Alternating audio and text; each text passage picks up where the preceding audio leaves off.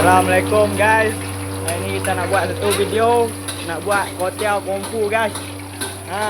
Ni video baru guys, nak buat hotel kungfu.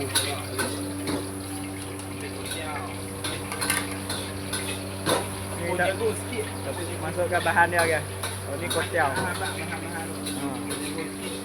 Telur sebiji. Telur biji guys. Kita kacaukan dia guys.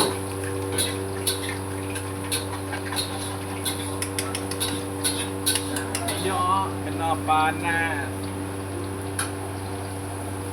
Jom kita tuangkan dia masukkan.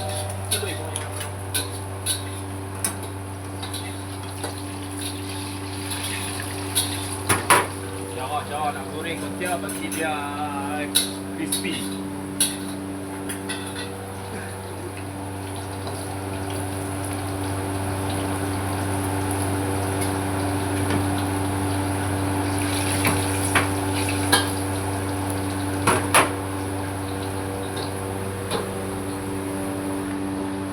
Telur api sikit. Gitu. Ni kita nak buat kuah dia guys. Bahan dia guys. Gobeh guys. Bunga gobeh guys. Carrot sikit. Katok cabai. Apa yang tak makan pedas tak payah buh. Kalau makan pedas buh lebih banyak sikit.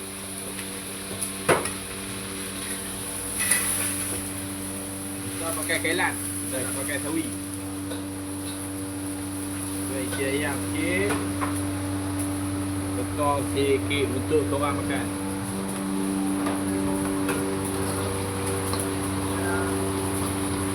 Ni macam bagi dia warna brown ni.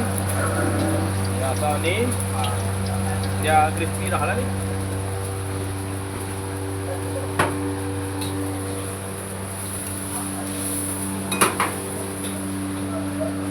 Dengar. Dengar.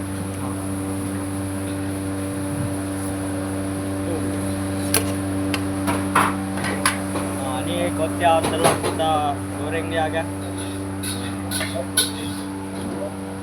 Dan nak buat kuah dia pula guys, kuah dia.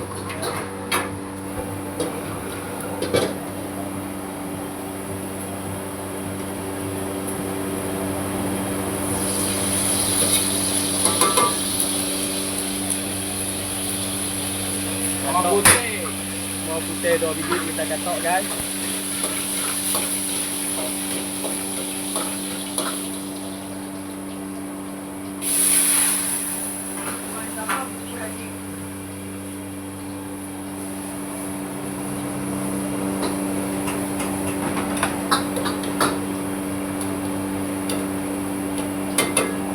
Mari. Ini bahan dia guys. Haji sikit guys. Telur sikit guys. Garam sikit guys. Kita siram sikit guys. Masukkan dia.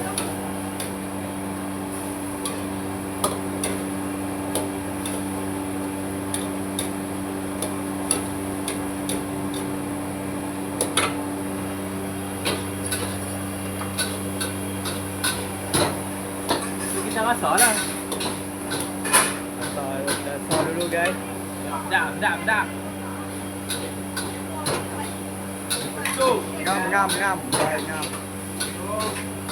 bagi pekat ni, kita letak tepung dia pun.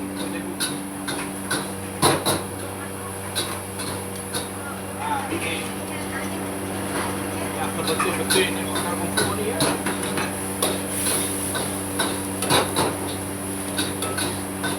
Okey, siap. Mari tengok kita kumpul dia ni.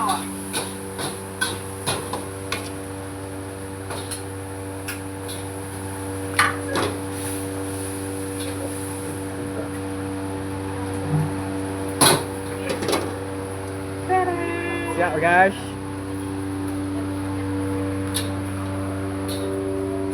Oh, tengok ni, dah bubur ni. Oh, ni. Okey, siap. Sekian, terima kasih.